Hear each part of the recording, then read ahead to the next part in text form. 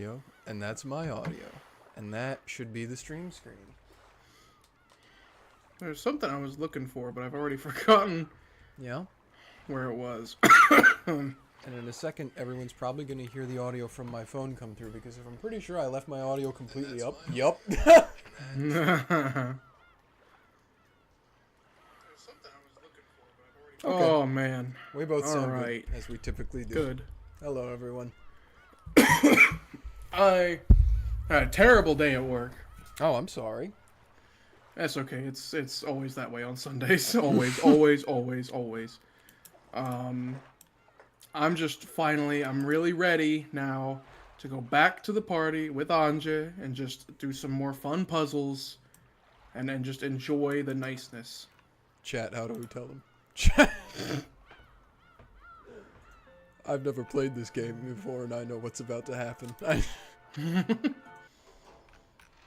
Well, I did kind of jump the gun on getting us in there, but let's do our little recap like we normally do. Speaking of nice little puzzles, last time we did all the puzzles. Finished all of them. Yeah. I was very sad, though, because we never got to do a Battler or Beatrice puzzle because Ange had to go to sleep. She was tired. So we never got to do a Battler or Beatrice puzzle. I wanted to see what they were going to give us.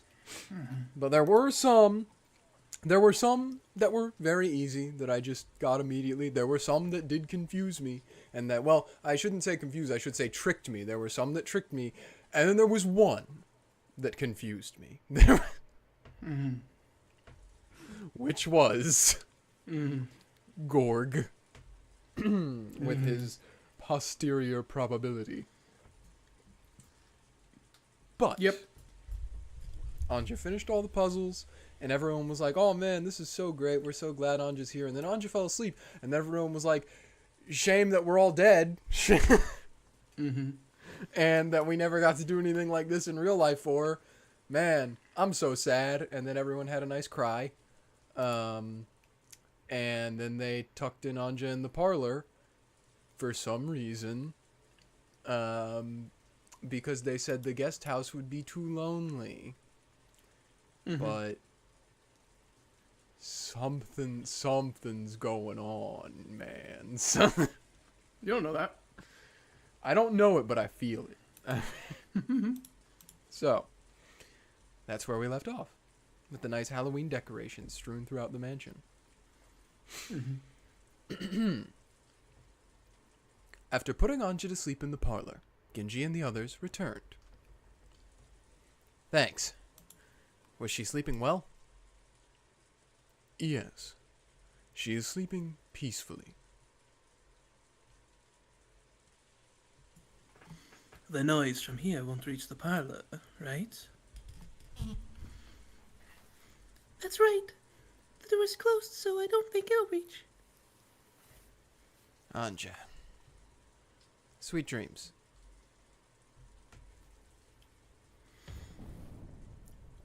Well then, that's enough solemn farewells. Let's begin the magnificent festivities we have planned for the after party. There's gonna be a party. Oh! When Beato clapped her hands loudly above her head, a white flash filled the hall, and its entire appearance changed in an instant. The hall had transformed into a golden party chamber, with gold butterflies flitting about and gold leaf dancing everywhere. Yeah, now that Ange's not here with her gross anti-magic toxin. No, yeah, now we can drink. This is what magic actually has been the whole time, guys. It's the magic of alcohol. Yes, the true party shall now begin. You said it. Okay, the anti-magic toxin is totally gone. Hey, I was right. Everyone, come on in. The party after the show is about to start. Thanks for playing Umineko no Naku Koro ni. Oh, he's got his Game Master cowl on. With a burst of applause and cheering, a tornado of gold butterflies rose up in the center of the room. By the time it passed, the number of faces had grown significantly. Now the dang tips menu's gonna have all the other world people. Wow. Let the witch of the future find happiness, and let us of the past be rewarded for our efforts, yes? Indeed. Let us enjoy ourselves as well. Come on, haven't we been enjoying ourselves the whole time? In this world, the one who enjoys the most is the true winner. Come, let us have the Seven Sisters over here, no. too. The Seven Sisters of Purgatory, right here. I can't believe the game's finally over. What do you think you're doing crying at the after party? You little crybaby. Lord Battler, Beatrice-sama, thank you for the invitation. I want to see 6-year-old Ange-sama's sleeping face and have it all to myself. Huh? I want to see the food and have it all to myself. Yeah, I expected that from you. Then I want a hot guy to have all to myself. Careful, Asmodeus. Yup, I guess. Why are you clinging to Battler when you say that? Stop, thief! Dang. Glad to see you, Seven Sisters of Purgatory. Enjoy yourselves. Ah, yes. Things do get much noisier the moment they enter a room. And what's so terrible about that? In fact, it still isn't nearly noisy enough. Another gold cyclone rose up. In its wake, 3 people with bunny ears came into view. Shyster Sisters Imperial Guards, right here. It's such an honor to be summoned to a gathering such as this. I haven't had nearly enough fun for it to end yet, yeah. Yeah. Yeah, I agree with you. But fear not, for our game shall continue much longer than this. What? This isn't Umineko the episode end? 24. For eternity. Inside the cat box. Beatrice in space. That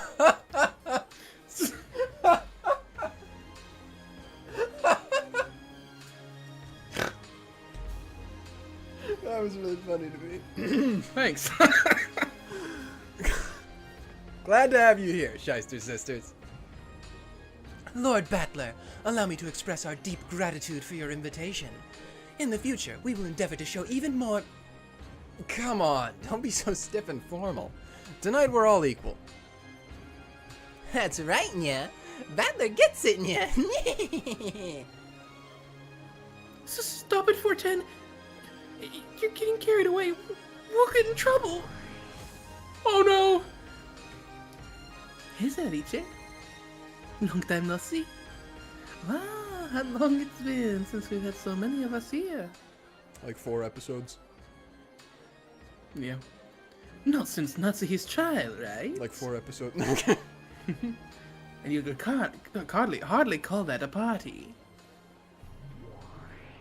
They're here! Of course. I mean, I think they're about to say exactly what I was about to say.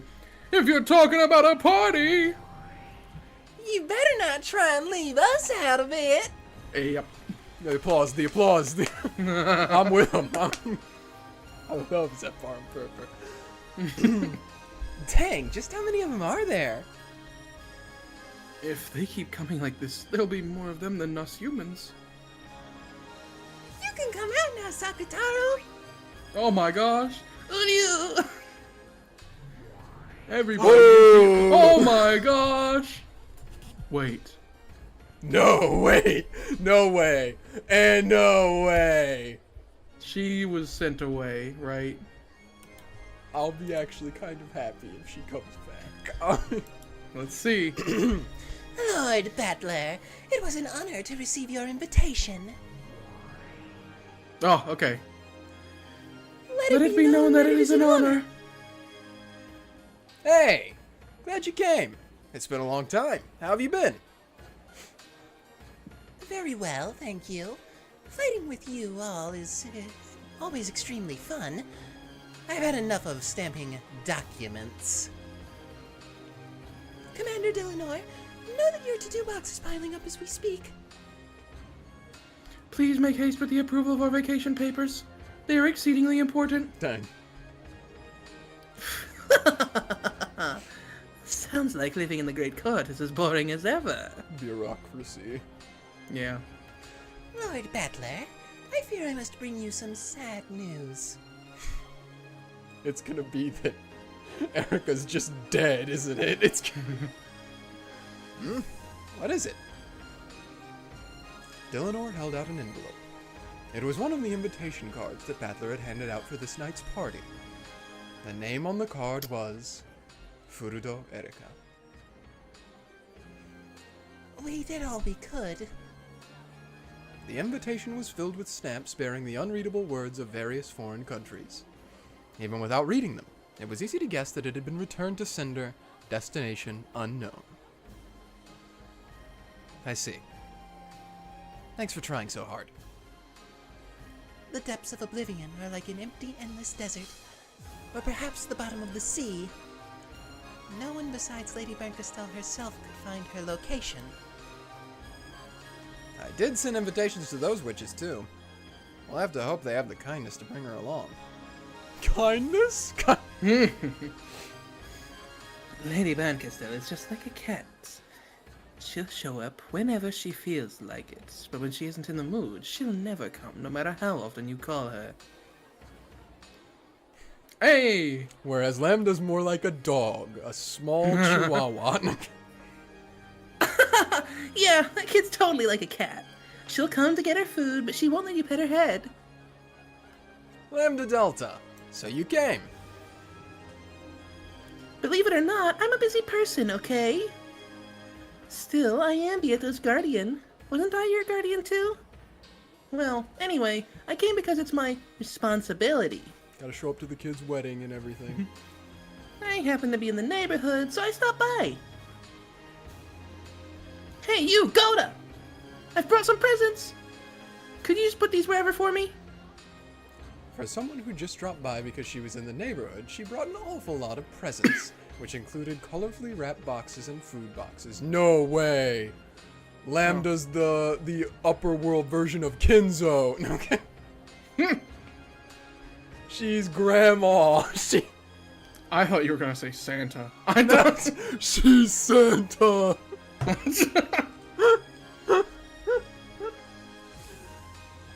Vergastel isn't here yet.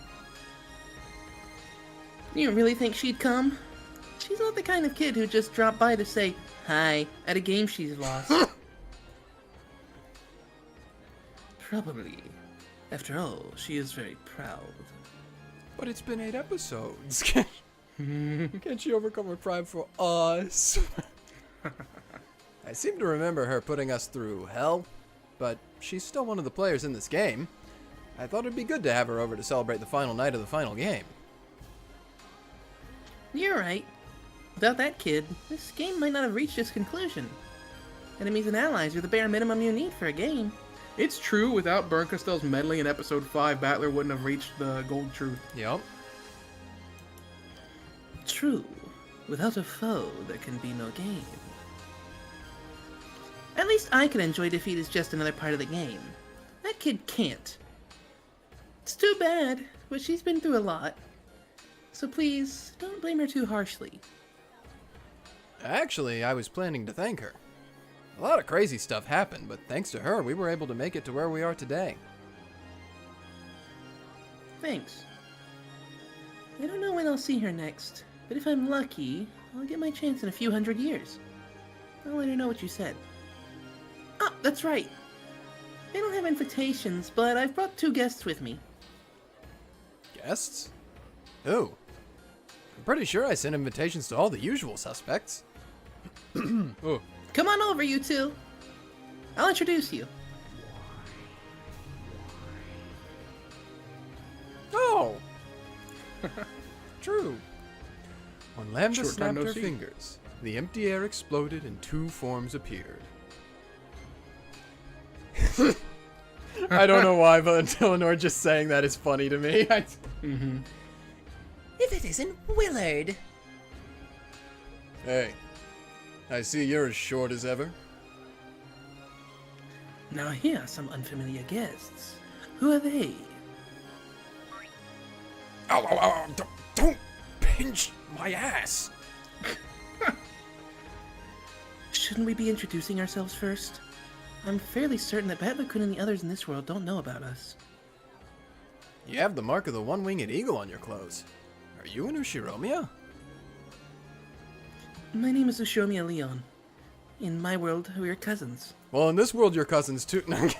I'll introduce Leon! This is the successor to the Ushiromiya family headship, born only in a world of extremely low probability. In that world, Jessica isn't an only child. She's Leon's little sister. Now there's a surprise. So there's a world like that.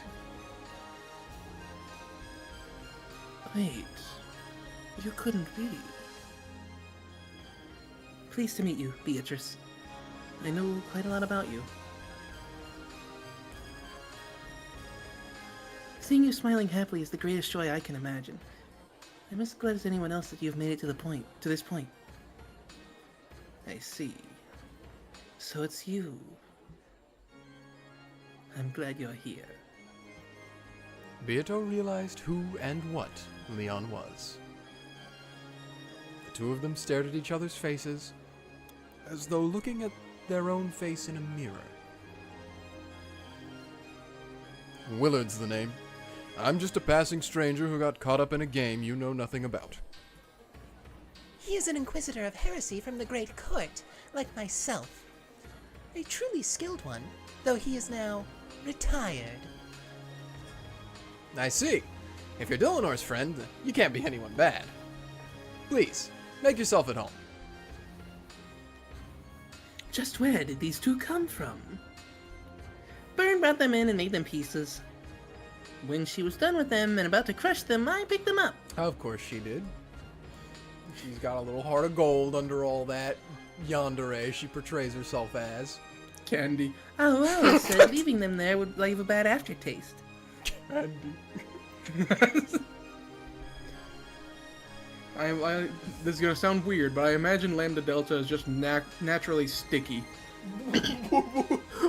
Yeah, it did sound weird. But you know. I feel like you're making it weirder now. I'm just insisting that she's sticky. Oh. Is that okay? If by chance Lady Buttercrystal does drop by here.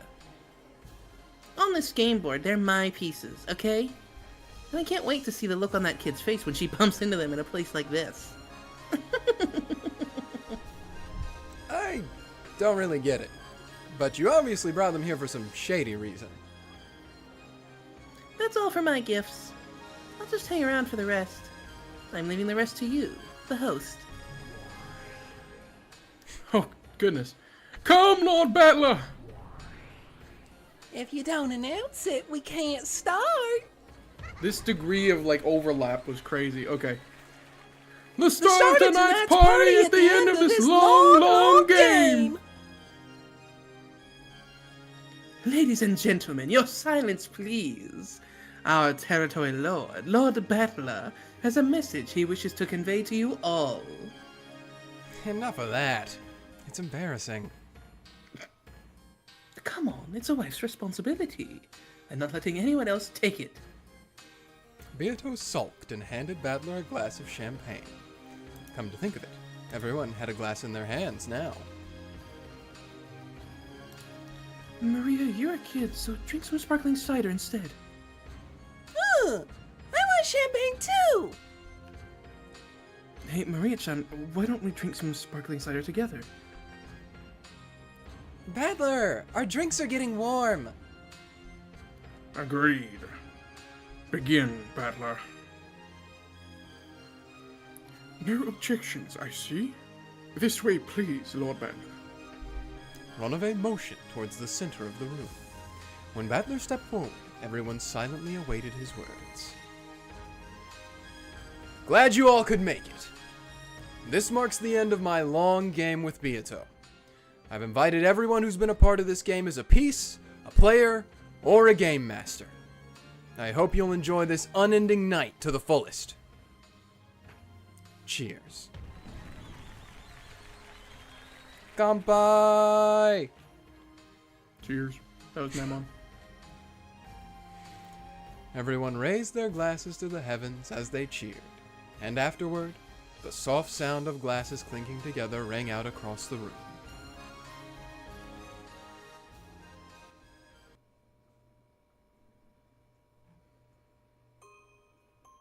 Oh. I think I know who this is, but I'll give it a... I'll just be careful, just to be sure. Only I was apart from all that fun noise. Maybe that was what did it. Yeah. Before I realized it, my cheeks were wet with tears. I was lying on the sofa covered by a blanket. I can just barely remember getting sleepy and falling asleep in a chair. Someone probably carried me here. I can't actually hear them, but I get the feeling that everyone's still in the hall, having a good time. I want to go there too. No, I will go. Over there. It's what I've wanted all along, but I never took the first step. I'll go to where everyone is. My head still feels hazy, so there aren't any complicated thoughts in my mind. But that's okay. It's okay if my head's empty. I'll be together with everyone. I'll go to where they are. That's all that matters. I got up from the sofa and put on my shoes. Let's go. To where everyone is. The parlor door was shut. I tried to open it, but maybe because of my clumsiness, I couldn't get it to open. It was a bit creepy, as though the bad dream I'd just had was still going on.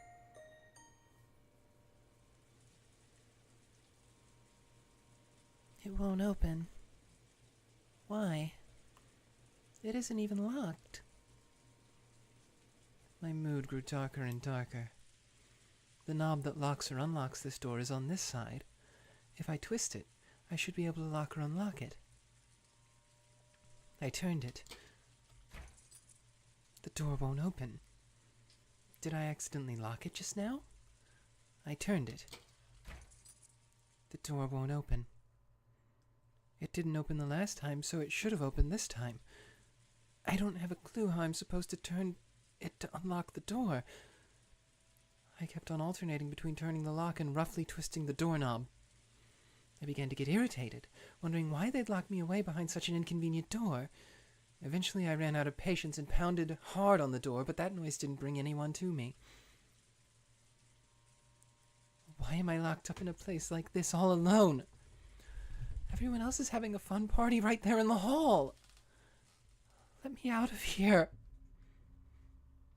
At that moment, a cold wind blew past me. The wind rippled through my hair. Wind? Inside. I turned around to find the window curtain waving about. There was a sound like scraping or crying. At some point, the double window had opened outwards towards the darkness. The icy wind that came through it told me that this window was the only exit from this room. Here we go. Bernkastel did show up. You don't know that. That could be any cat's eyes. Huh? I suddenly realized that the darkness beyond the open window was glaring at me, and my heart leapt. A cute sound rang out. I finally understood. That sound was a cat's bell. The glaring emerald eyes in the darkness were those of a cat standing in the open window. Its pitch black, luxuriant fur left only the eyes visible, blending in with the darkness easily. Did the Ushiromiyas family own a cat?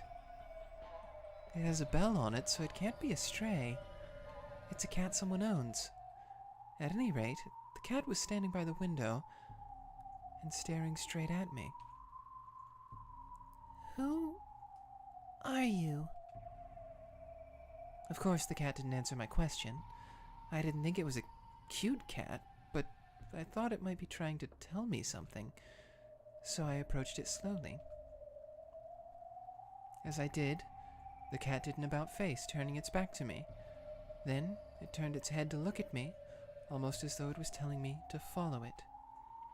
And it leapt down into the darkness, leaving the jingle of its bell behind. When I peeked out the window, I saw the cat waiting for me under the pounding rain. I finally realized. The window was the only exit out of this closed room parlor. The cat must have come to tell me that. The longer I kept standing around here, the longer the cat will have to wait in the rain. That's no good. It'll catch a cold. I climbed up onto the windowsill and went out the window. The wind was strong, and the rain was cold, but I didn't get as wet as I thought I would. I might have been in the mansion's shadow. When the cat saw that I was outside, it walked along the wall of the mansion as if guiding me. It quickly disappeared into the blackness, but every now and then it would turn around and set the bell jingling to let me know it was there. Eventually, a window with light seeping out came into view. It was the window to the hall. When I peeked inside, I saw everyone having a good time. I couldn't hear their voices, but they were all right there. "Open up! Open up!" I pounded on the window, but no one heard. Maybe the window was really thick, or maybe it was just noisy inside. Or it might have been so dark outside that I blended in with the darkness. In any event, no matter how much I hit the window, it didn't look as though anyone noticed. By this point, my loneliness was giving way to anger. Why don't you notice me? Why did you lock me up in that room all alone? I've had enough. I'll get inside somehow and yell at everyone. When the cat realized that I had given up knocking on the window, it led me onwards with another jingle. But just where is this cat going? I know it's following the wall of the mansion, but that's not the way to the front door. The front door might be locked. I'm sure the cat knows a way into the mansion, and is leading me there. Away from the light seeping from the hall, and towards the blackness lit only dimly by the lights in the garden, the cat and I continued to walk.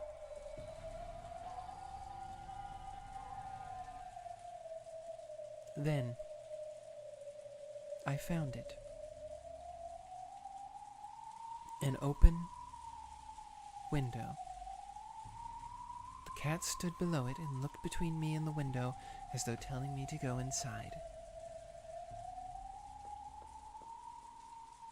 "Thanks, kitty. I'd like to give you some milk to thank you. Won't you come with me?" When I walked closer to pick the cat up, it slipped away from my hands and flew into the bushes in a nearby flower bed. Then, as though it really had melted away into the darkness inside the bush, all traces of it vanished. No matter how much I strained my ears, I couldn't hear the sound of that bell. Suddenly the wind changed directions, and the rain started to hit me fiercely. I can't stay in a place like this forever. I'll go inside. What room is this, I wonder? I climbed up onto the windowsill and entered the room. Then, the window silently shut and locked itself. Good. That saves me the trouble of doing it myself. The room was completely dark. However, as my eyes got used to the darkness, I was able to make out a few things. It was a large room.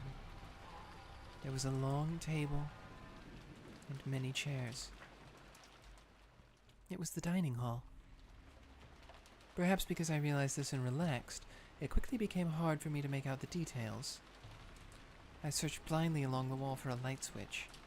Then finally, I felt a familiar shape. Wouldn't it be annoying if I pushed this and the light didn't come on? In fact, it was nearly the opposite. An annoyingly bright light filled the dining hall and made my eyes hurt. I slowly opened my tightly shut eyes. Hey, why you got that side of the room covered? Why? Don't worry. It's just dark over there. And then I saw the state the room was in. The dining hall was covered with blood. Here and there were humans lying on the floor. Then I realized that 2 of the people were my own parents.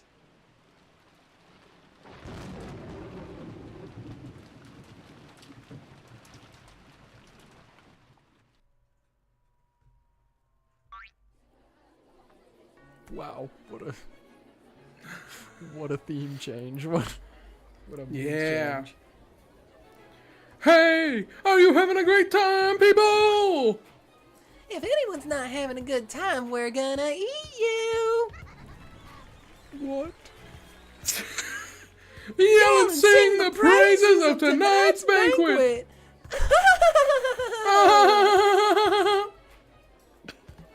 Is that part for 4? The hall was alive with a mingling of humans and the magical illusions who lived on this island. At first, everyone stayed with their own groups, too nervous to mingle. However, as time passed, people started to move around, and both halves began to chat happily together. But they just never listen, do they? Leadership's important. You need to lead by example if you want anyone to follow you. No, can we take a minute on that? Wait a minute. No, sorry. What?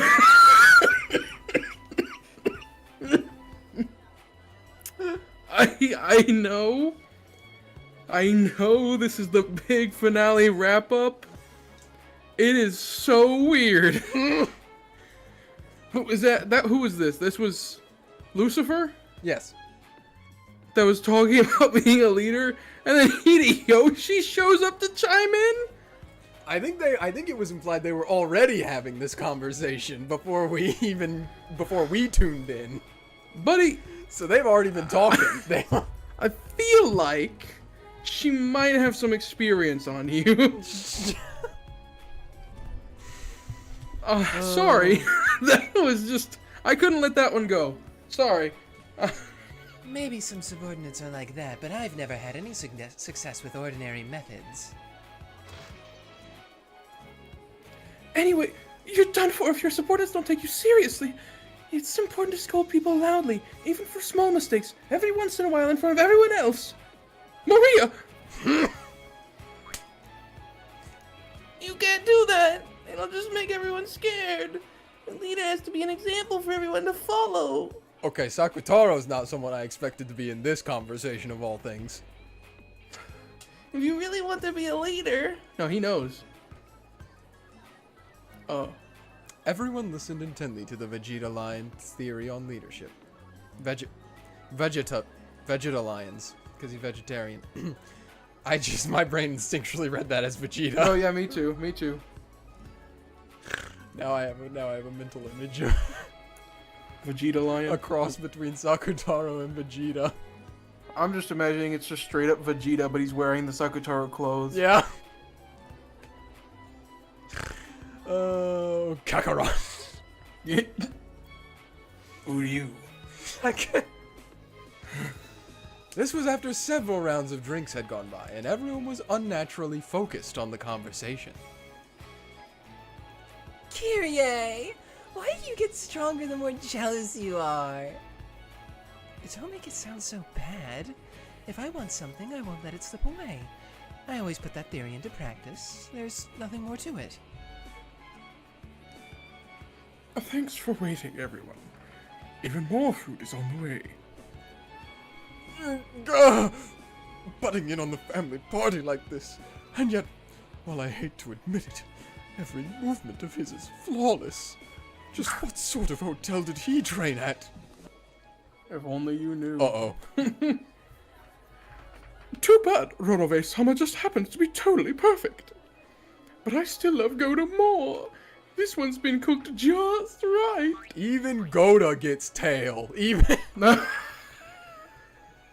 Yeah.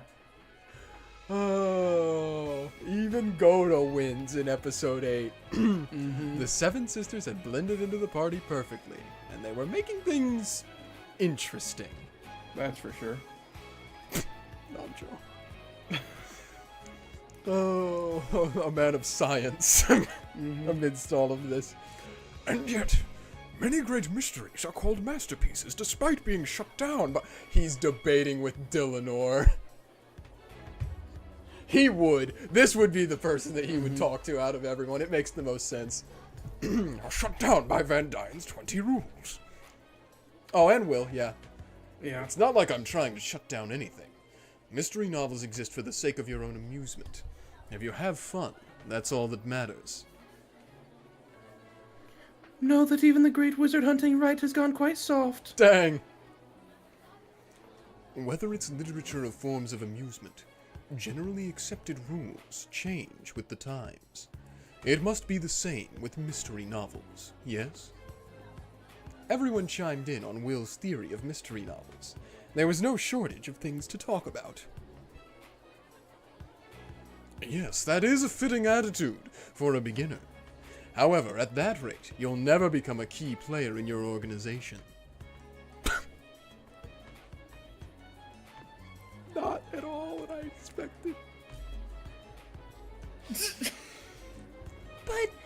know that the regulations are always to be enforced. That's something for newbies to do. Don't forget that regulations and rules are pretty much guidelines for the new guys who don't know any better. You said it. You can't really call yourself an adult until you learn how to move outside the rules. You're still a kid if you let the rules hold you back.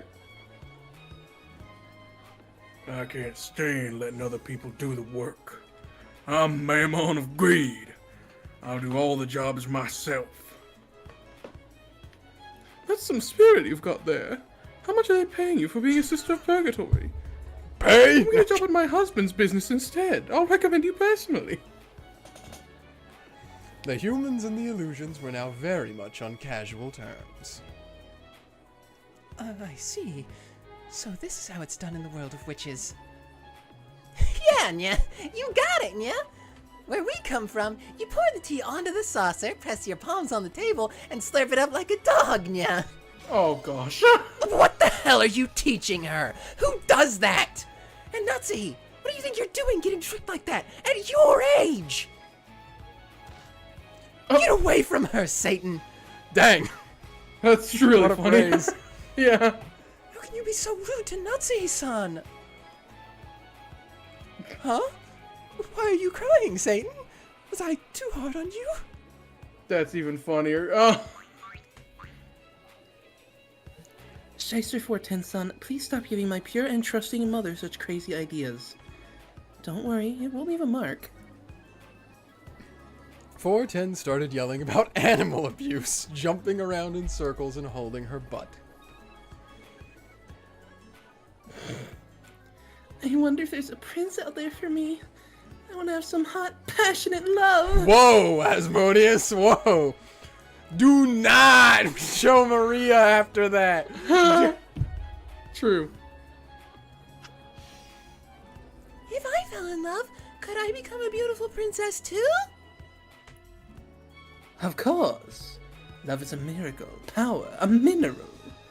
It grants you invincible strength. Is that the person who once claims that love equals lust, I hear? Indeed. It would seem she's getting her fill every night. Shut up, you perverts! The circle surrounding Beato was always a lively one. Yeah, I know how you feel. It's only when you are given orders that we find meaning in our lives. Who is going to be on the opposite end of this conversation? That's a really good question. Okay. Yeah, sure. I get nervous when I don't have any orders. Someone order me to do something or I'll die.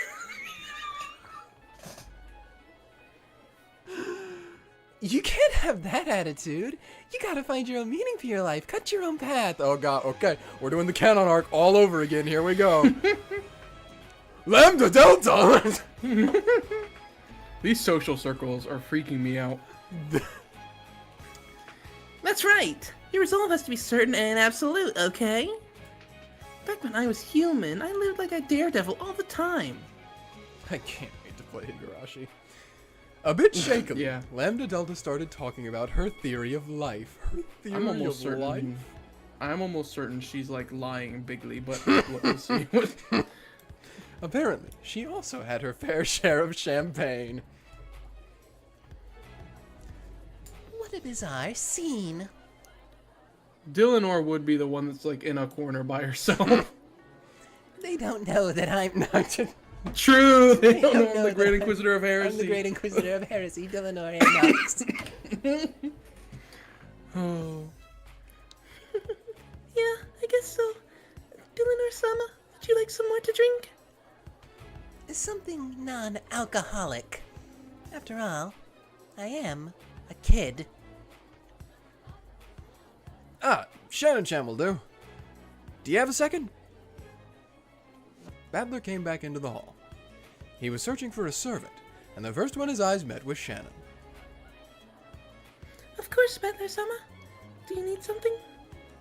Sorry, but would you mind lending me the key to the parlor? The parlor? I can get you in with a master key, but why? Well, I was just wondering if Ange was asleep, so I went over there. The door was locked. Locked? After we carried Ange-sama to the sofa, we shut the door, but we didn't lock it. Uh-oh.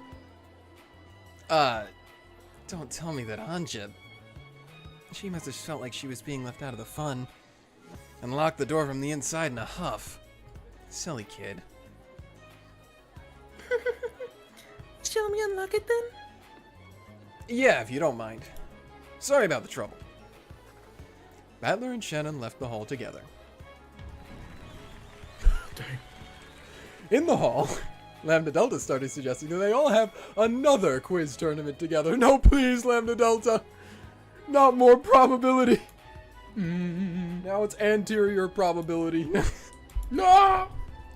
Apparently, the Witch of Certainty would be handing out prizes. She did bring presents. Everyone seemed enthusiastic about the idea. Smiling contently at the ensuing uproar, Battler headed towards the parlor. Man, I love this song. What is this one right now again? I think it's Birth of a New Witch. Yeah. Love that one. It really is locked. Shall I open it? She was sleeping, so I didn't knock on the door. But if she locked it, that proves she woke up. Let's try knocking once. Battler knocked on the door and called Ange's name. However, there was no response from the other side. He pressed his ear against the door, listening carefully, but there was no hint of Ange unhappily throwing a cushion at it. She might have fallen asleep again after having her little tantrum. Could you open it for me? As you wish. I'm curious as to how this whole Ange being on a little adventure in the mansion while they're having this party is gonna go. Shannon took out her master key and unlocked the door. Then she stepped back to let Battler go through. Ange, I'm coming in. Speaking a quiet voice to avoid waking Ange if she was asleep, Battler opened the door. Then, just as the door was opened, a chilly breeze drifted by. The breeze, which felt like outside air, immediately caught the attention of the pair, and they looked at each other. It could be seen at a glance that Ange wasn't in the parlor. The curtains on the wide-open window fluttered about. Ange? Ange! A blanket lay crumpled on the sofa. It sat there just as Ange had left it after waking up. The blanket was slightly warm. Clearly, she had been here until a short while ago. Ange-sama, are you there? She obviously wasn't playing hide-and-seek. Ange was now nowhere to be seen in the parlor. Battler peered out the open window into the rainy blackness. So, she slipped out the window in this rain and went... where? Do you think Ange's aunt might have gone out the window? That'd make her one hell of a sleepwalker. She couldn't have left from the main entrance, so she probably doesn't have an umbrella. It was very hard to imagine a reason Ange might have for going outside in this weather. I have a bad feeling about this. This shouldn't be happening. I'm the game master of this game board. So why are we in a situation that the game master can't understand? A large bolt of lightning lit up the surrounding area for an instant, but I was unable to see any trace of Ange.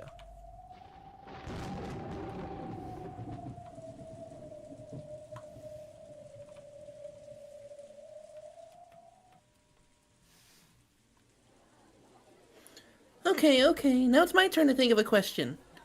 Okay, so you have a third of a cake, a quarter of a cake, and a fifth of a cake, all on a plate. It takes 30 minutes to eat one whole cake, so how much is left on the plate when you're finished eating?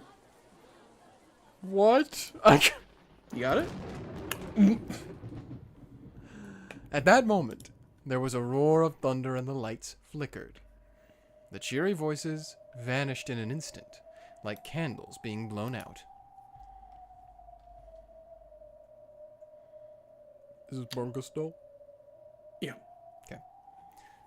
None. That's a riddle you were tricked with once, isn't it? Amidst the silence, one voice rang out and answered Lambda's riddle.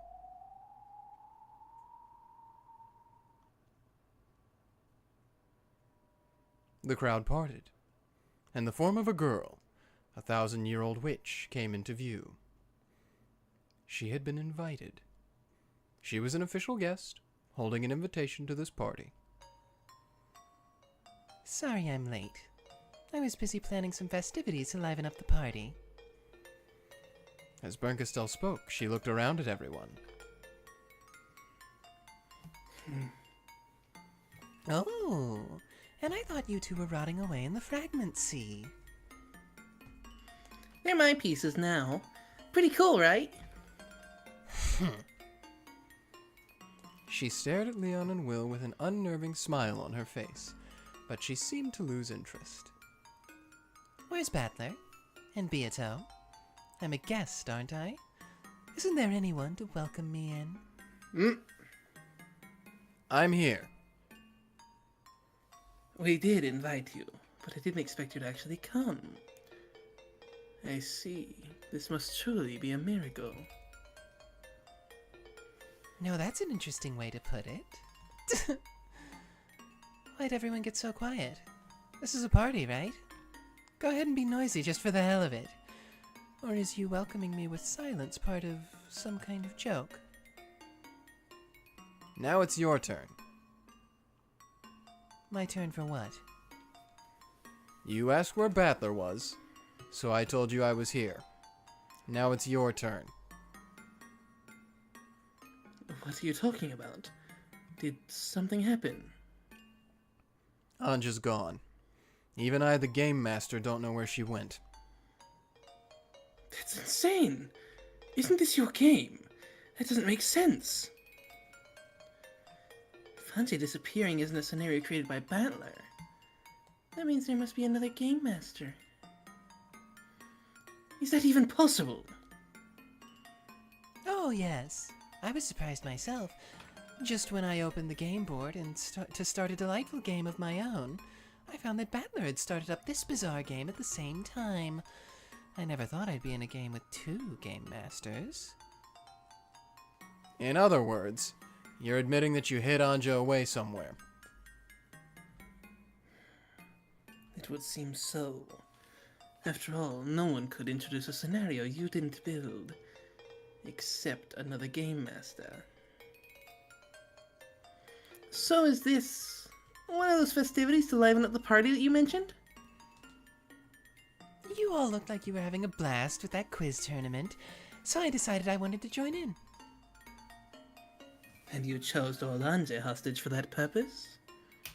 You've got it. Battler, Beato, I want to challenge you to a game. I'd like to play a game. You cannot refuse. Not if you treasure Ange as a little sister, that is. What do you want? Lambda and I made a bet about the game between you and Beato. I must acknowledge that I've lost. At least, that I've lost to Lambda. 0 and 2. Bryn tries to act all dry, but she's way more persistent than she looks. So you're saying you lost to me, but not to Battler and Beato? It seemed as though Bernkastel might smile. However, she didn't. Those cold eyes spoke without words. Battler understood. He had played so many games against Beato. Those games had been a wordless message from Beato. So he knew. He understood. She wants to fight us. Is that it? She will be a fearsome opponent. But we can't back out. I know that. We mustn't let Ange become Lady Blancastel's plaything. Beato understood as well. She understood why Bernkastel was asking for one final battle.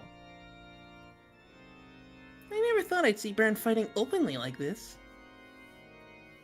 Do you find that funny? Why would I? Thanks. Lambda Delta understood as well.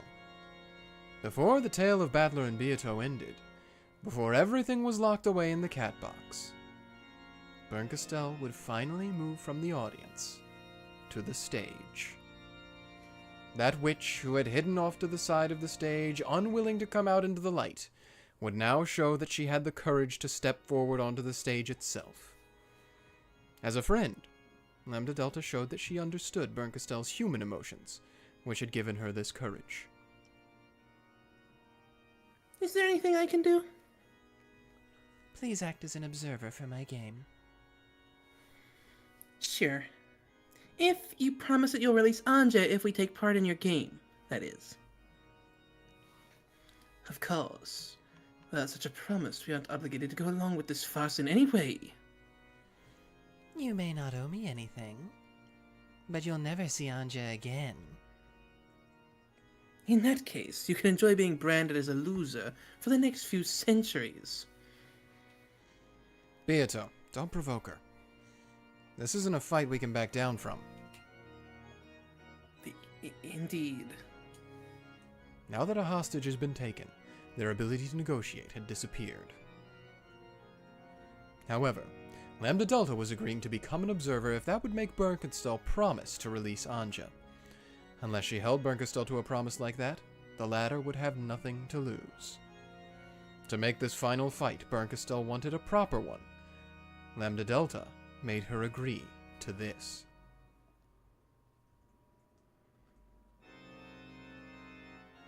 That's me. Of course, Lambda. I promise. When the game ends, I'll release Ange. Don't make a fool of me, okay? When I get shamed, I never let go of the one who did it until they regret it. Lambda spoke in a soft, threatening tone. However, Bernkastel laughed lightly, as though the look on Lambda Delta's face was merely cute. I swear it. I swear it on our friendship. Phew. Lambda Delta whistled and grinned. Apparently, this was the most reliable oath Bernkastel could utter. Okay. Lambda Delta nodded, looked between Battler and Bernkastel, and spoke. By the name of Lambda Delta, Witch of Certainty, I accept the role of observer for your fight. Battler, Beato, you have no objections, right? Battler and Beato nodded at each other, then nodded at Lambda Delta to show their determination. I'm so glad. We finally get to fight each other. I had a feeling I'd end up fighting you sooner or later. Since when? I'm not sure. It might have been before I even learned your name. Badler vaguely remembered her speaking to him, somewhere in an unconscious world he couldn't recall. At the time, it had sounded like she was giving him advice for his fight with Beato. But, thinking back on it, there was a bit more to it than that. She might have been a cat fighting from the sidelines, too scared to go out into the bright sunlight. So, I had a vague premonition that, eventually, we would stand opposed to each other on the game board in some way. She was also one of the players. Now, at the very end, as the game board is being put away, she's finally found the courage to step up onto the stage. I'd like to accept your brave challenge, in the name of that courageous girl who was once your piece. I forced Erica to fight a duel. I wanted to win. And, even more strongly, I didn't want to lose. The fear of possibly tasting defeat tormented me. And thinking back on it, I envied you two back then.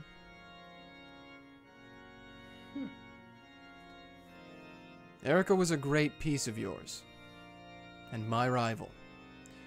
I won't forgive you for abandoning her in the end and burying her in the depths of oblivion. Just what do you want me to do?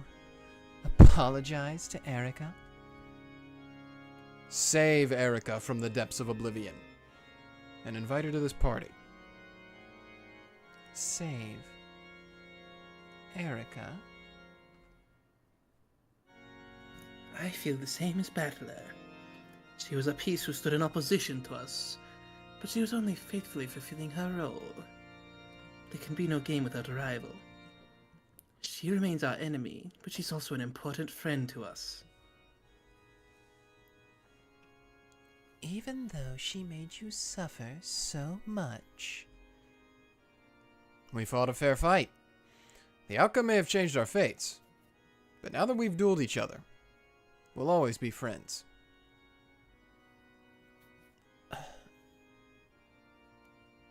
You want to be their friend too, don't you, Byrne? That's why you want a fair fight with them now, isn't it? Are you laughing at me? We aren't. On the contrary, we welcome it. Even though I've taken a hostage. If you didn't, you probably wouldn't have been able to come up onto the stage. There had been no need to take a hostage. Badler and Beato had been more than willing to accept this final duel if Bernkastel wished it. It was hard to make out anything from Bernkastel's silent expression. Fine. What's fine? I'll release Erica from the depths. I'm glad you decided to do this. For someone as proud as Bernkastel, forgiving the piece who had caused her defeat should have been nearly unbearable. Badler knew this, so he realized how much this bit of compassion had cost Bernkastel. Bernkastel snapped her fingers, and a black cat slipped out of her shadow. I tossed her all the way into the deepest parts of oblivion. It might take her a while to get here. It matters not. There's no danger of the food and drink running out. Go, kitty. Guide that kid here. When she gave this order, the cat melted into the darkness, its bell jingling. I can hardly believe that you'd forgive Erica. I don't plan on forgiving her. So, she's not my piece anymore. Anyone feel like picking her up?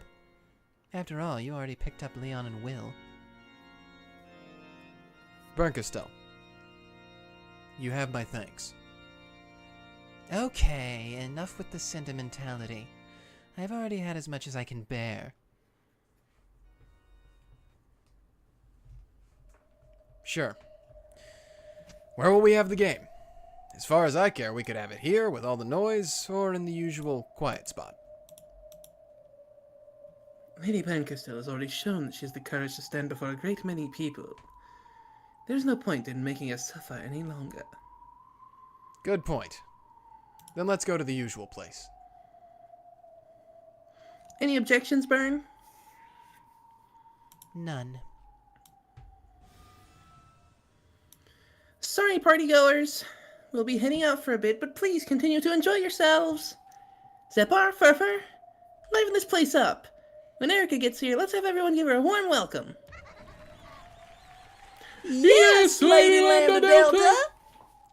Your wish is our command! That's me. And now then, let us take her to the usual room. A fitting place for our battle of wits. You want to know what's crazy?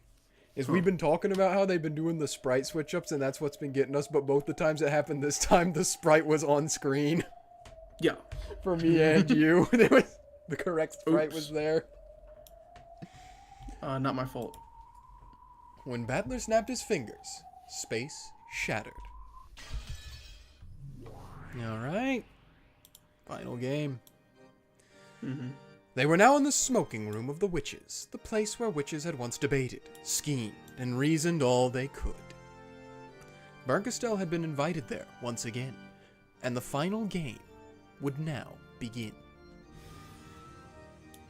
Do you have a game prepared? Of course.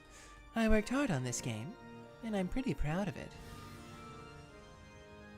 So, Bern will be the game master, and Battler and Beato will be the players?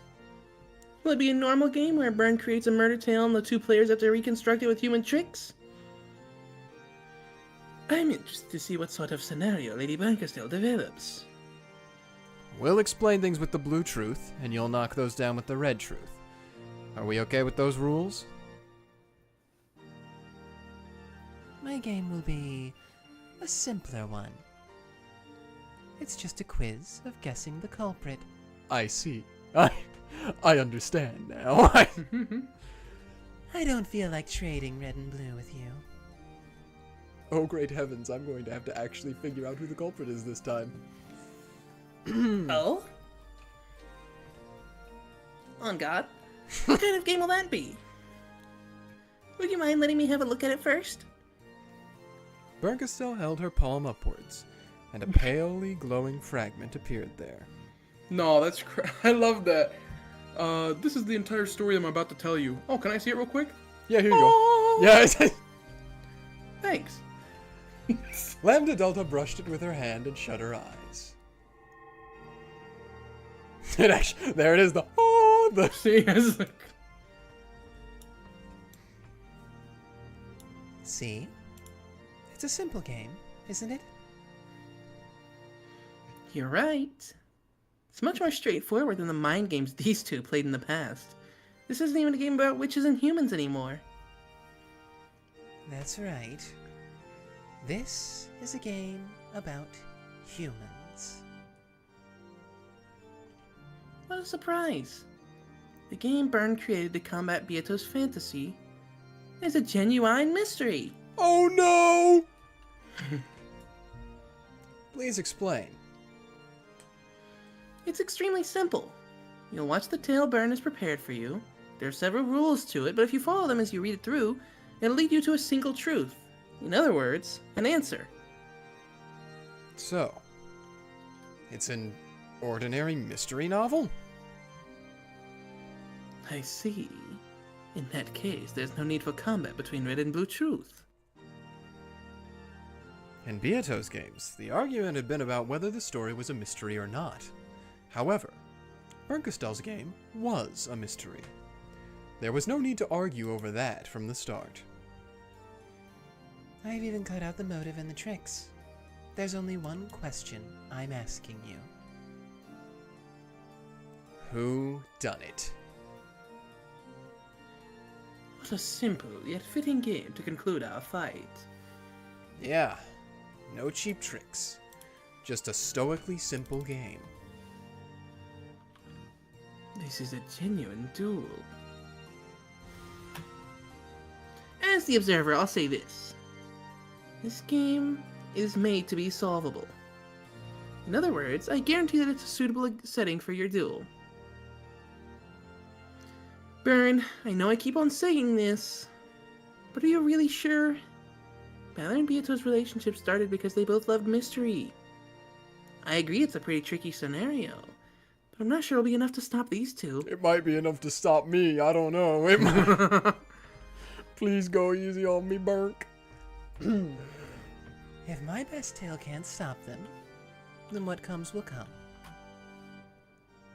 The important thing is that Lady Blancastel put everything she had into this game. You're right. Will that be enough to stump us? That's all this simple game is about. Thanks, Lambda. Thanks to you, we know that this duel will be a fair fight. You're welcome. I'm happy too. It'll be an honor to witness Baron fighting this precious fight. I am also honored to have you as an opponent. Same here. I underestimated you, and I did it without even stepping onto the battlefield with you. Just thinking about it makes me want to vomit. So let me fight. Indeed. Show us what you've got. If I win, I'll be able to look down on you for real this time. And if I lose, I'll surely be reminded of the emotion I know I've forgotten. Indeed. Bernkastel, whether you end up winning or losing, I promise you one thing. What's that? When this duel is over, we'll be friends. Enough of that, please. The sentimentality is killing me. Yeah. Lambda clapped her hands. A pleasant sound rang out. Will you be the reader, Baron? Or shall I do that? I don't need a reader. Huh? I recorded it all, and I'm going to play it back on audio tape. What? A reader, Miko, can use her own voice to embellish or distort the tale. Even if there was no cheap trickery in my game. By having a reader, any amount of trickery could be added. Oh, Burns out here being like, it's gonna be impartial. Yes, that is true. That's another of the Game Master's privileges. I want to have a straightforward duel with you, so I don't need a reader. You can read this tale with your own eyes and ears. Are you sure? That means you've lost almost all of your advantages. Understood. You don't need a reader. We'll read the tale ourselves. If there's no reader, does that mean there will be absolutely no falsehoods contained in the narrated text? We're ready, Bernkastel. A showdown over a genuine mystery without any cheap tricks. If you're gonna play fair and square, we'll challenge you head on too. Thank you. And I don't plan on losing either. No, no, no. That's no good, Lady Ban.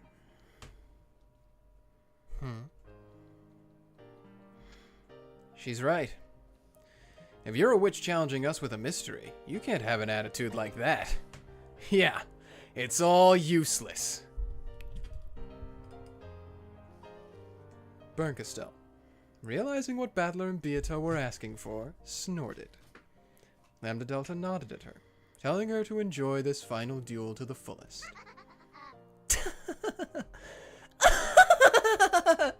What were you expecting? A happy mystery chat between humans and witches? Come on, don't make me laugh.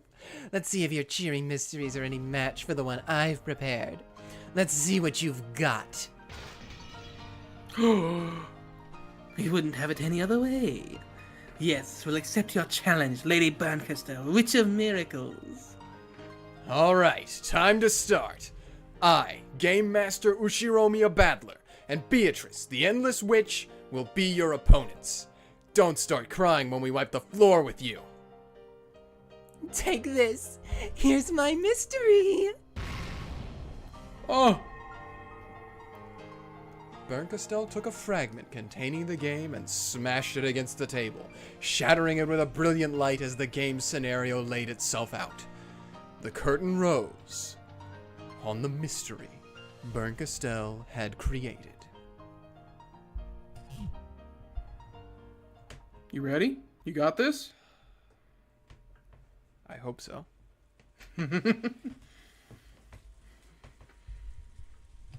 No sound but that of the falling rain filled the room. It covered the tragic scene in the bloody dining hall. At some point, Ange had fainted and fallen to the floor. Now, her consciousness was slowly returning, forcing her to remember what had happened in this room. So, she reflexively averted her gaze even before the memory overtook her. 6 bodies lay in the blood-stained dining hall.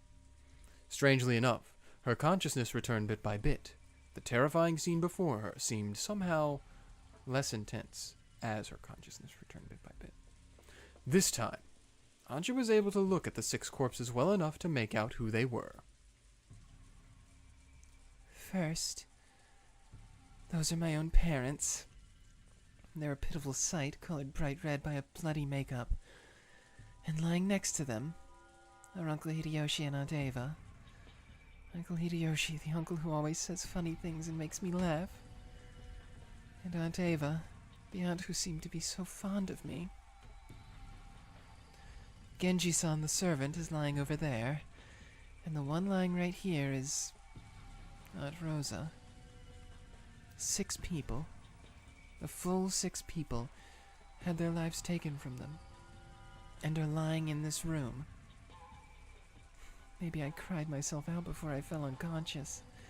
The scene before me was still terribly painful, but I was somehow able to look at it without losing my head. I'd already felt all the sadness I could at my parents' deaths. The next emotion that rose up inside me was a desire to check and see that everyone else was okay. In that instant, I heard a scraping sound. Just as I was about to relax again, thinking I must have imagined it, I heard the same sound again. It was probably coming from the door. Someone was clawing at the door from the outside. Of course, I had no way of knowing who it was. However, for some reason, I was sure that it was that black cat scratching at the door. The black cat was telling me to leave this room. I understood that and put my hand on the doorknob. Just want to check something real quick. No. He's checking. Oh, we got this. Yeah, look, they're all there. No one's dead in this yet.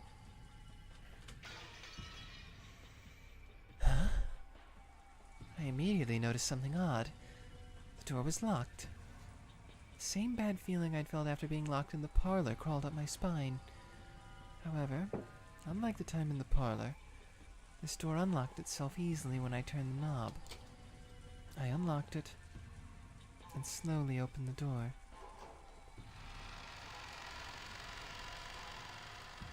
Beyond the door, I could see the dimly lit hallway and a cat dashing down it away from me. Then it stopped, its emerald eyes glittering in the darkness, as though it was waiting for me to follow.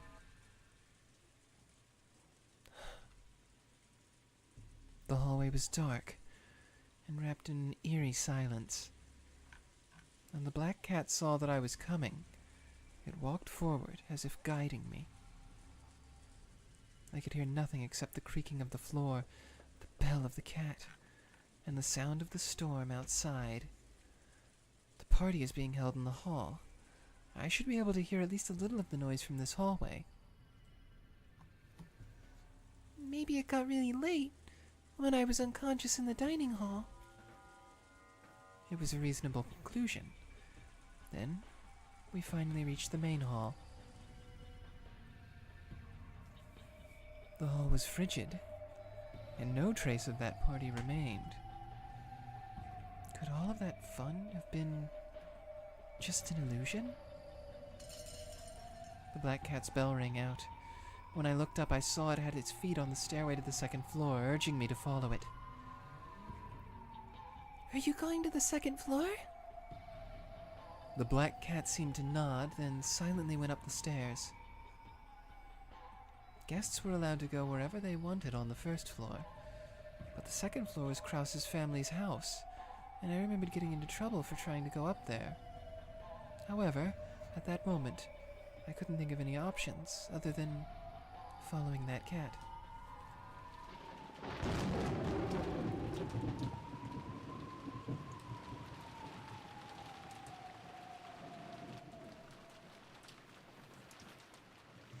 I walked along the dark hallway with the black cat. Eventually, we reached one of the doors.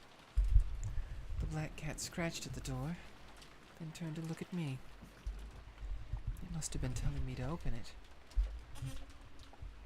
Okay, I'll open it for you. I put my hand on the doorknob and felt the resistance of a lock again. This door is locked. I turned around to tell the cat this, but inexplicably, a single key lay right in front of the cat. Ange picked it up and stuck it in the keyhole. As she did, she finally noticed something strange with her fingertips. Blood. Somehow, Ange's fingertips had been stained red with blood. She let out a short cry, and the key slipped out and fell to the ground. She finally realized. In the darkness she hadn't noticed before. The black cat's key was covered with blood. The emotions that had gone numb in Ange sprang back. A terrified scream rang out through the dark hallway. Even so, Ange would eventually open that door. That door led to Natsuhi's room. Natsuhi's room was a terrible mess. Blankets and sheets were torn. Cosmetics and books lay all over the place as though a typhoon had just ripped through it. And there were corpses. Krause and Natsuhi's corpses lay sprawled on the floor. Very shortly, Ange will step into this room. Then she will scream in terror once more. And it isn't limited to the dining hall in Natsuhi's room. In the stormy rose garden, Shannon's tragic corpse lies exposed. Partway down the path to the rose garden is Jessica's corpse. When Ange finds that, she'll probably dash crying and screaming into the guest house. And death awaits her inside the guest house as well. Just inside the front door is Nanjo's corpse. In the servant room nearby, even Goda and Kumasawa lie dead. The total number of corpses is 13. A full 13 corpses are waiting for Ange. They wait in the mansion and the guest house on this desolate Rokkenjima. For Ange, exposed to the wind and rain and tormented by thunder, to find them.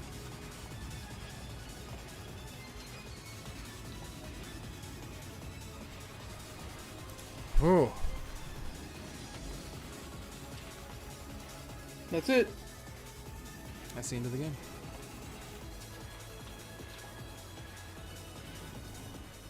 This is going to be interesting. The first Twilight.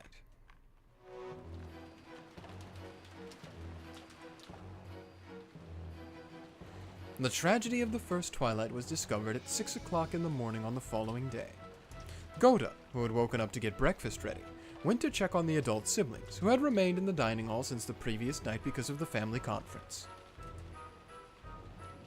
Tell us about when you discovered the crime. Purple? Purple. What does that mean? What is... Red purple. The dining hall was locked up. Of course, there is a lock on the doors to the dining hall, but they usually remain unlocked. I knocked, but there was no answer. That's when I arrived. I recommended that he try unlocking the door, just in case. When I unlocked the door with a master key, a terrifying sight awaited me inside. Neighbor-sama, Hideyoshi-sama, Rudolph-sama, Kirie-sama, Rosa-sama, and Genji-san. 6 people in all were lying there, covered in blood. A great tumult followed. Everyone gathered in the dining hall. It seems that these are just like very important pieces of evidence to remember. I don't want to remember it. The sight of all the sobbing children crouched over the corpses of their own parents. There was a chance they might have been still alive. Everyone was shaking them desperately. But it was no use. Each of the children confirmed the deaths of their own parents.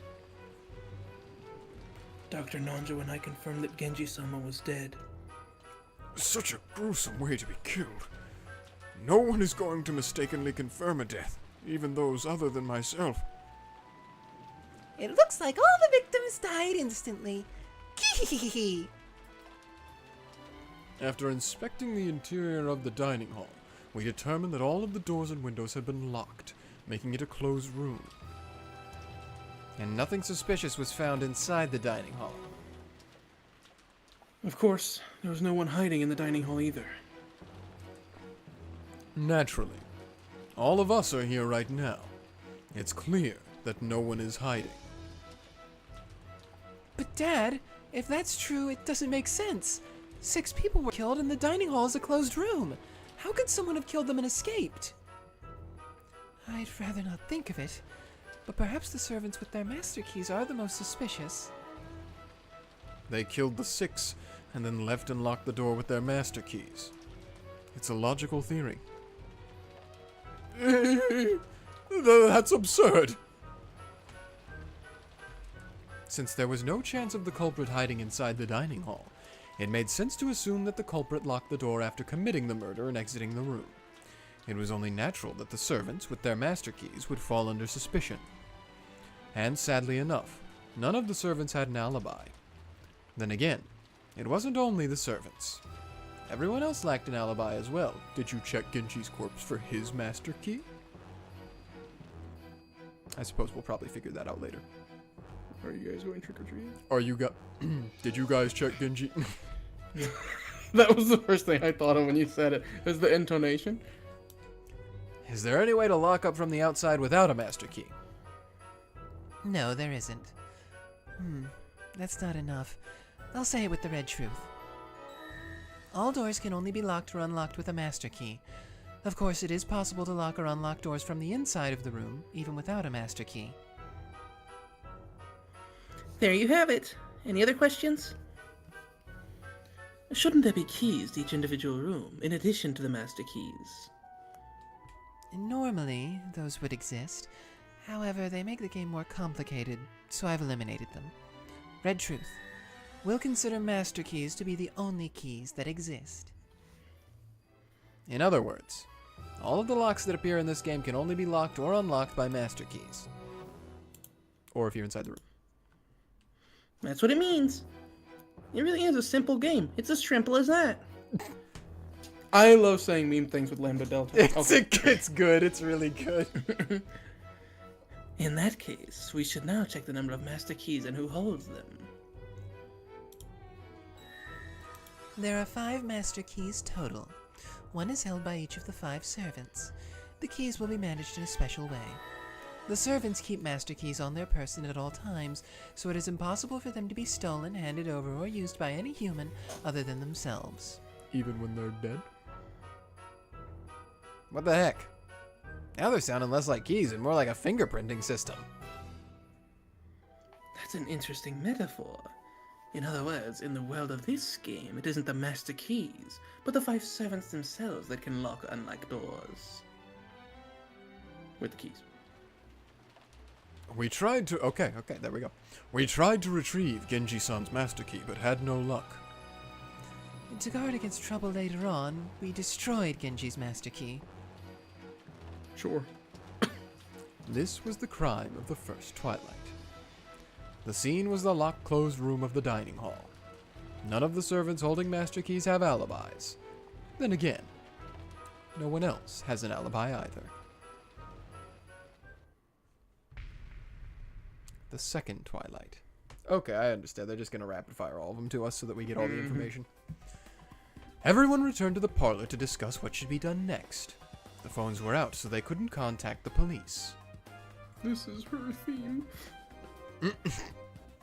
Was the mysterious culprit hiding away somewhere, planning to attack their next victim at this very moment? Or was the culprit in here with them, mentally sticking out their tongue and tasting their next prey? I hope Erica's not here because she would be doing that. None of them had alibis, and any one of them could have been a culprit.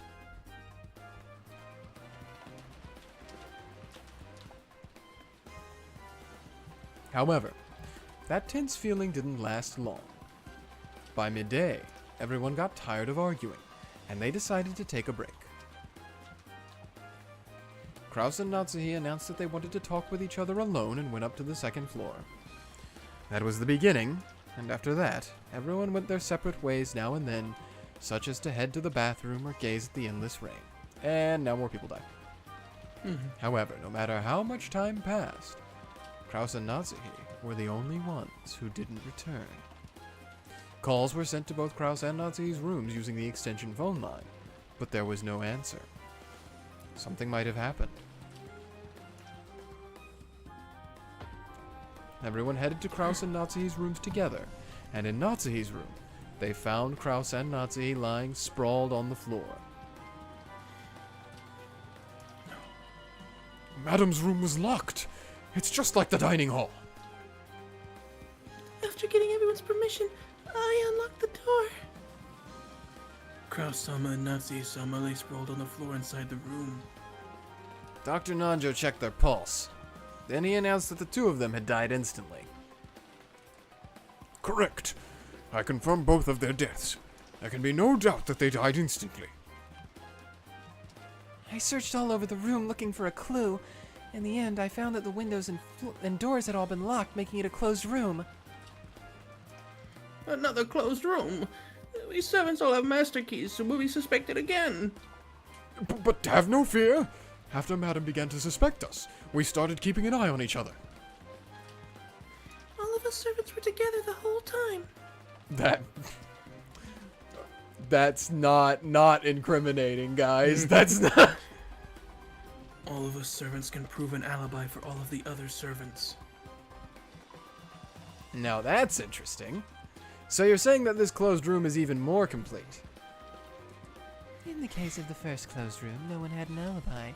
So for this closed room, all of them have alibis.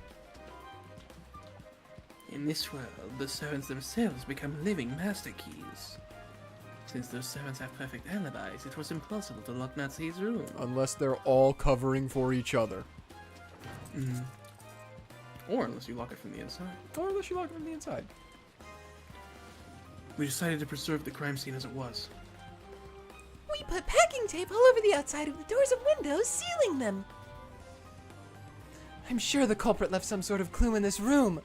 We made sure that no one would be able to enter or leave until the police arrived. Then, we did the same to the dining hall. We also sealed the dining hall in the same way. But someone could have gone in there after. You left and didn't seal. We reached the conclusion that the entire mansion itself should be preserved. We also sealed the mansion itself, and all of us took refuge in the refuge in the guest house. Yeah. Excuse me. They sealed the whole mansion? Packing tape on all the windows. They even used a ladder for the windows on the third floor. I mean, you could put it on the inside. The game would get complicated otherwise, so I've simplified it. All of the windows had steel bars on them, so it's impossible to enter or leave by them. Therefore, we'll say that they can seal the whole mansion by sealing the two doors, the front one and the back one. Got it. That makes it easy.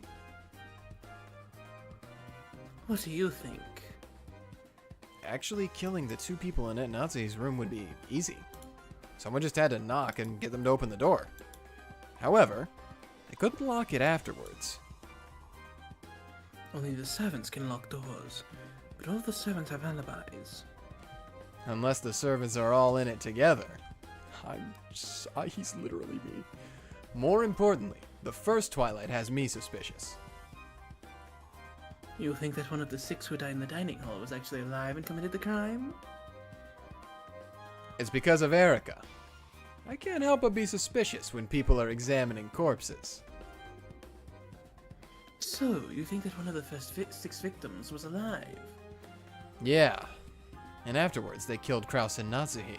Then they locked the door from the inside, hid inside the room, and found a good chance to escape. That theory doesn't make logical sense. She said does make logical sense. Oh, I'm sorry. Her face made me think she was scrutinizing him. That theory does make logical sense.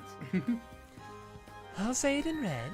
The culprit of the first Twilight really did kill 6 people. But did he kill 6 people in that room?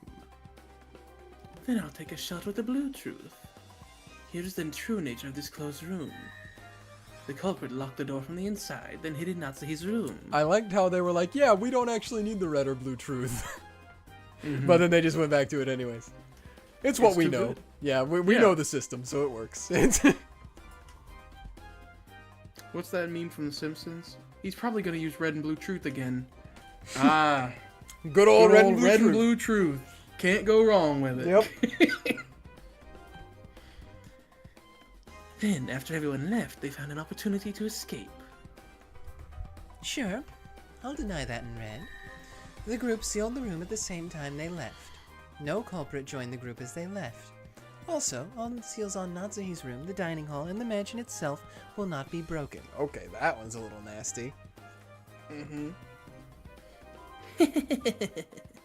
In other words, you can't use that trick where they hide under the bed and slip out later. Damn it.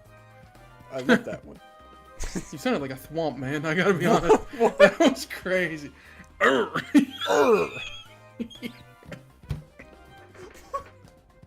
Damn it.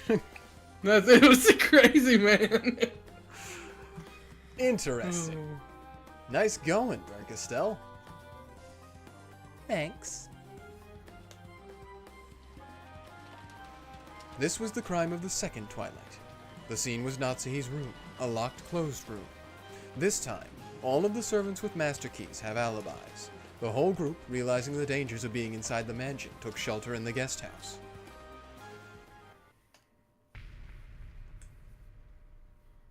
No third? That's those remain praise my noble name. Ah, okay. I always forget that. All of those who took refuge in the guest house decided to hole up in there until the typhoon passed. Also, Happy Maria. There, if everyone watched everyone else, they should be able to prevent further crimes from both inside and outside. Someone's gotta pee at some point. However, they wouldn't be able to keep it up without any breaks until the typhoon passed, unless we all go to the bathroom at the same time together. Once again, their actions left a weak point open, and they were faced with yet another tragedy. The door is just locked behind you. Shannon and Canon-kun went outside on an errand and still haven't come back. George Nissan got upset, so we all went outside to look for them. We found Shannon-chan lying there in the rose garden. Oh, poor Shannon-chan. I prayed she was still alive. However, I was forced to acknowledge that she was dead. Of course, I also examined her and confirmed her death. When the two of them left, we were busy checking the locks around the guest house, so not one of us had an alibi. Am I crazy? Is this new? Yeah, I don't think we've ever seen this one before. Dropping it in episode 8. All right. Yep. Me! Kill her! How could I have killed her? That's right! George Oni-chan couldn't kill her! Ooh. Hey, you didn't make that one purple. Makes the ooh purple. Dang, she's good. Later on, we learned that George Nissan alone had an alibi. At the very least, George Nissan couldn't possibly have killed Shannon. Okay, thanks, Jessica. To turn it around, anyone other than George Aniki could have killed her. To prevent the culprit from using it for any mischief, We destroyed the Master Key Shannon had on the spot. I like to think that, like, they just pick it up and it vaporizes. At the time Shannon is killed, Canon goes missing forever. Wonder why. From now on, Canon is treated as being killed. Also, Canon's Master Key is treated as being destroyed. Well, I thought it'd be rude, so I kept quiet about it. But that's what happens when Shannon dies. In other words, we can interpret this as Shannon and Canon being killed at the same time, even though we're missing a corpse. That's right. Looks like the crimes are moving along. Next. This was the crime of the fourth Twilight. The scene was the Rose Garden. There were no locks or doors. It wasn't a closed room. So the Master Keys were no longer a factor. In fact, it's in a wide open space where literally anyone could have got her and then, like, ran off into the woods. Then, the pace of the crimes began to accelerate. The fifth Twilight and the sixth Twilight. Everyone took shelter in the guest house. They carefully sealed all doors and windows, locking themselves in a closed room. However, several closed room murders had already occurred. Could locking themselves in a closed room do anything more than invite another tragedy? After arguing fiercely in the cousin room about finding the culprit, they decided that they should double-check Nanjo, Kumasawa, and Goda's testimony. And there, they learned that a tragedy had occurred once more. In both Goda-san's and Kumasawa-san's cases, such wounds would have resulted in instant deaths, I believe. Such a gruesome way to die. Like how they could survive with wounds like this? Goda-san and Kumasawa-san are both dead. Well, we have been busy, keeping a lookout and locking up and all that. Once again, none of us had an alibi. That's not true. Look. If they were killed in that way, the culprit would definitely have gotten blood spatter on themselves. But Dr. Nanjo and all the cousins have no blood splatter on them. All of us. In other words, the four cousins and Dr. Nanjo couldn't have killed Goda-san or Kumasawa-san. In that case, it's clear that the culprit is someone other than us. I guess that someone might have snuck in, so I checked around, but the guest house was still completely locked up. Perhaps the culprit has a Master Key after all. That's impossible. No Master Keys exist anymore except the two keys on the two people who lie dead here. Since the two Master Keys that exist are here inside the guest house, that makes this guest house the perfect closed room. Well, since someone's dead, it obviously wasn't perfect. This was the crime of the fifth and sixth Twilights. The scene was the closed room known as the guest house. Goda and Kumasawa's Master Keys were also destroyed, meaning that all Master Keys have now been lost. Now, no one can break into this closed room guest house. At least, that should have been the case. No. The seventh Twilight. This time, Dr. Nanjo was killed. He died in the entrance hall of the guest house. It was far too foolish of him to come here alone to check that everything was locked. He's dead. He's been killed. Even I can say for sure that this was an instant death. Everything is locked up perfectly. How did it happen if this is a closed room? That means the culprit is one of us! Impossible! Judging by the circumstances, Maria, Battler, George D-san, and I all couldn't have killed Dr. Nanjo.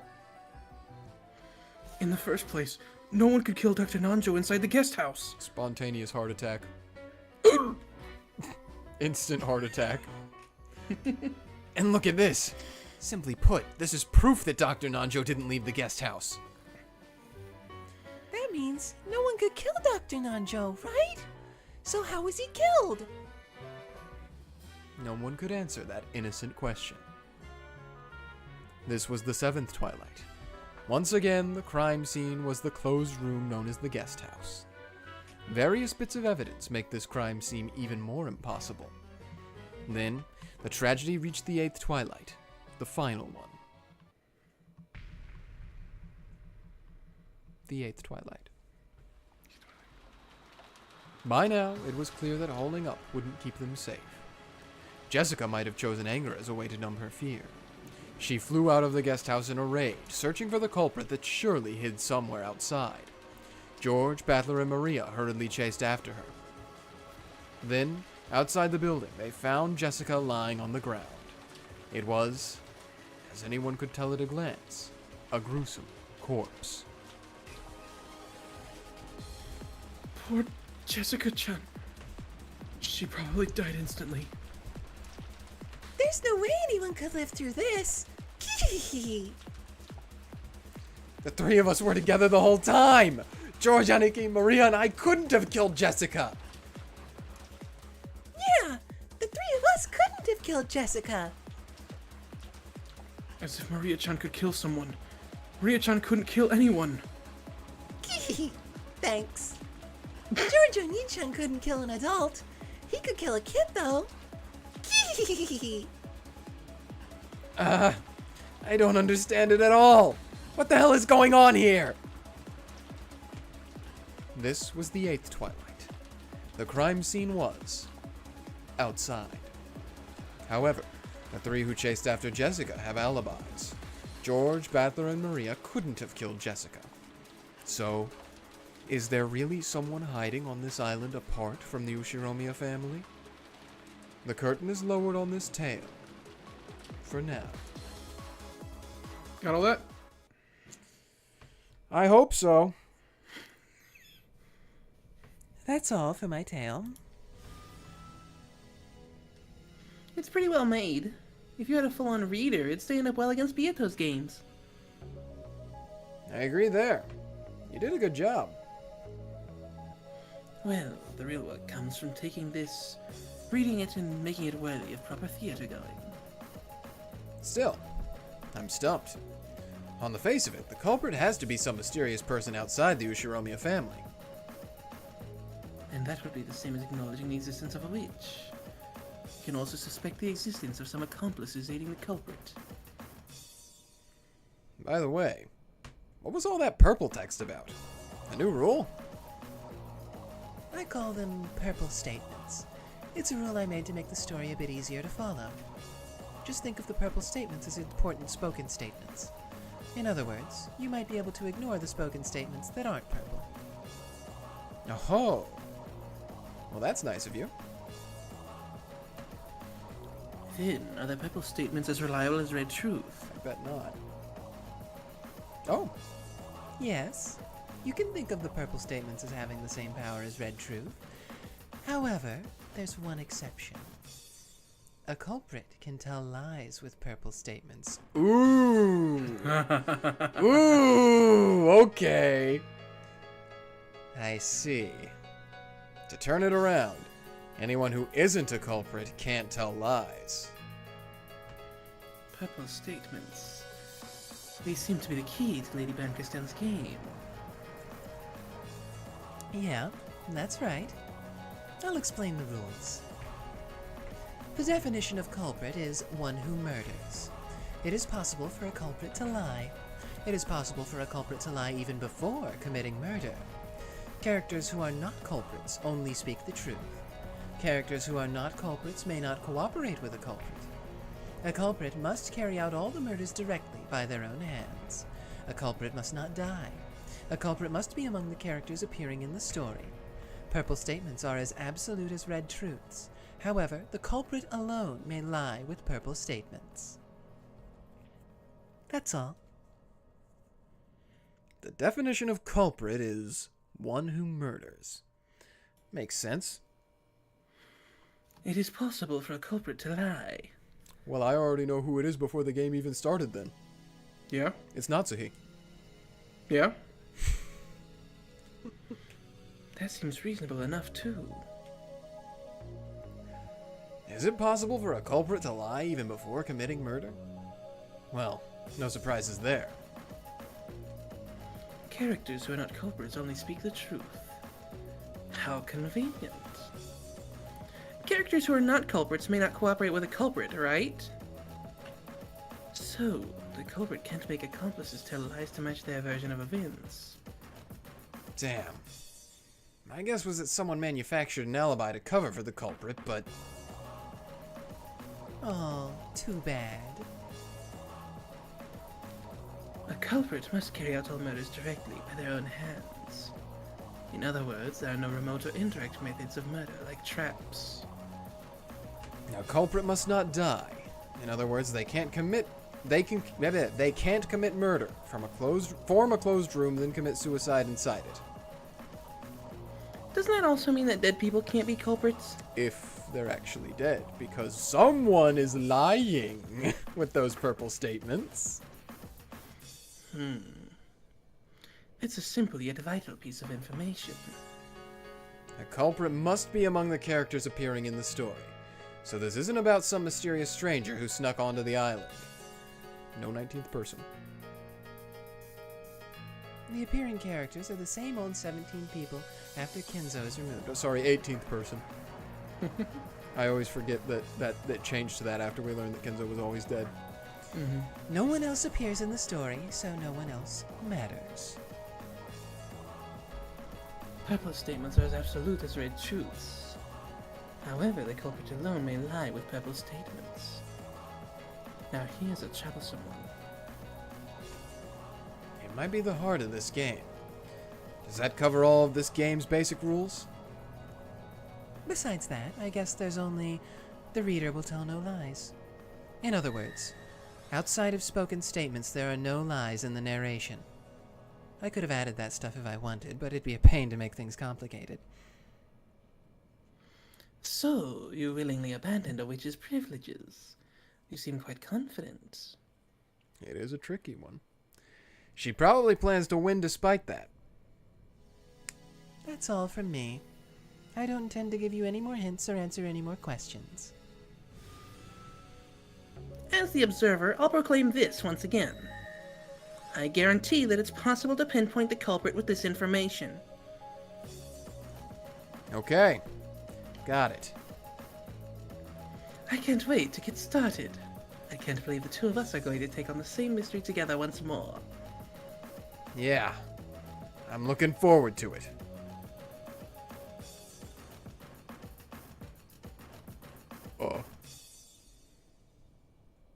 Oh, okay, this is Burn.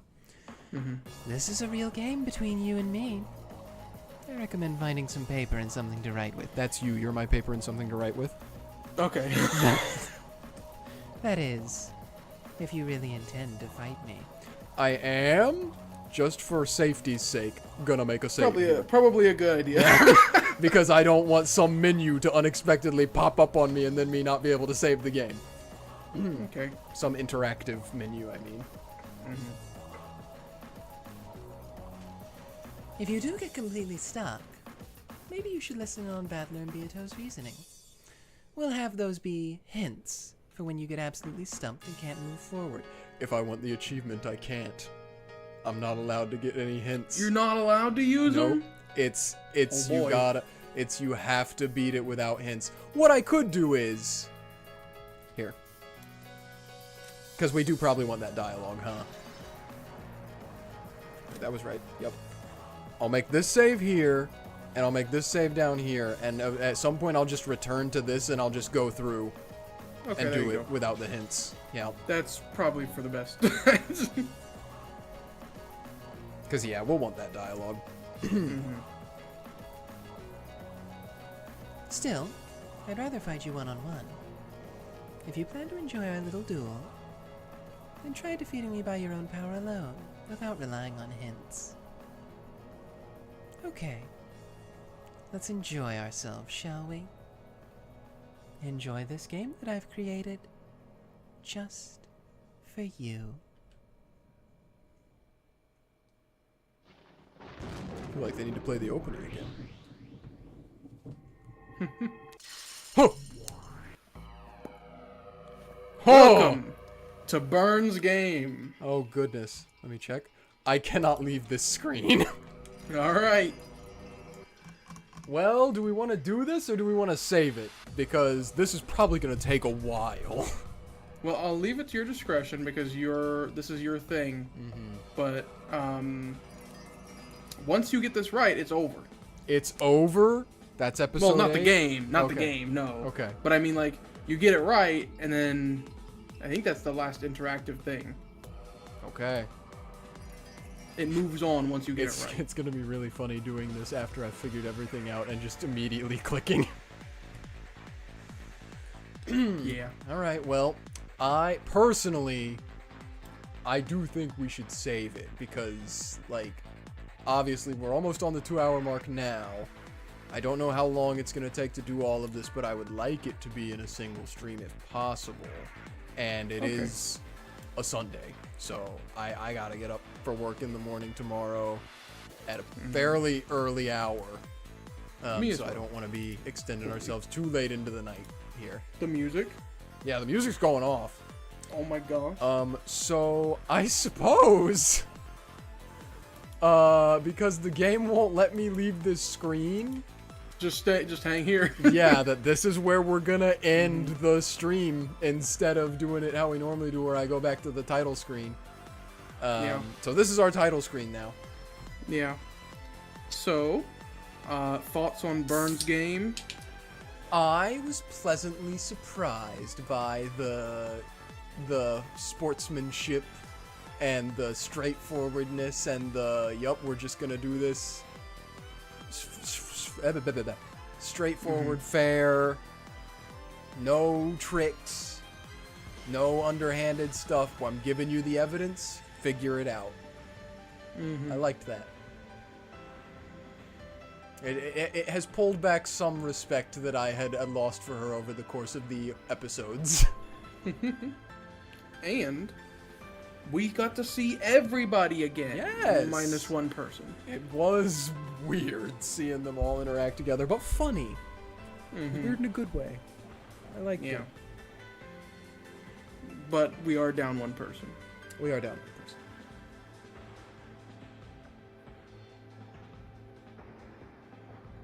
Ange. No. No? Is there someone else going? Who didn't show up in that? Rat. Oh! Yeah. Yeah. I miss her! She's coming back. You don't know that. Byrne already said so. She sent a She little could be kitty. She lying. sent a little kitty to go get her. She could be lying. To her. Yeah. That's her sticking her tongue out at you. That's what that sound effect was. Oh, okay. I see. That's Yeah. it. All right. What's going on for the rest of the week? Tuesday, Fallout New Vegas. Try not to crash. Challenge impossible. See if it works this time. Stream. Ain't gonna happen. I'm just gonna power through. Wednesday ought to be a podcast episode for the first time in a month or so. Yeah, presumably. You won't guess what it's about. True. It's unbelievable, frankly. And then Thursday we're back here doing this again. Yep. We're Solving gonna figure this. it out. Yeah. Yeah. Let me double check as well. This is called Burns Puzzle. That's the name of this chapter, Oh. which is Look at her. She's looking at me. 10. I like the way she's looking at me. Actually, maybe I do. Let's see. This is the 10th chapter of 17. Okay. Episode 8. Wow. Okay, there's a lot more then. Mm-hmm. We're more than halfway done, but still, there's like a good bit more. Actually, Yeah. probably not with the tea party and the question marks as well. We're probably not more than halfway done. Yeah. Something like that. So yeah. That last chapter before all this was called Banquet of Witches and Humans. Ah. Simple enough. All right. Well, guess we'll Oh, have to and see. then I guess what? Slay the Spire Saturday and more this next Sunday too. Slay the Spire Saturday? Slay the Spire. I meant Slay the Princess. Okay, I was about to say, Jordan's playing Slay the Spire? That'd be funny, but no. At least I imagine it's more Slay the Princess. I suppose we'll find out. Holy, I love this one. Well, guess we'll see you all next time.